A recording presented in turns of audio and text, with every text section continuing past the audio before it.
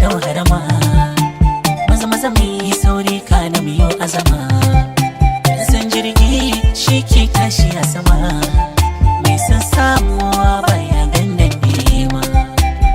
Yau na girma zama da ke alfarma, duk mai gwarbi shimfiɗo ta bar mafaya.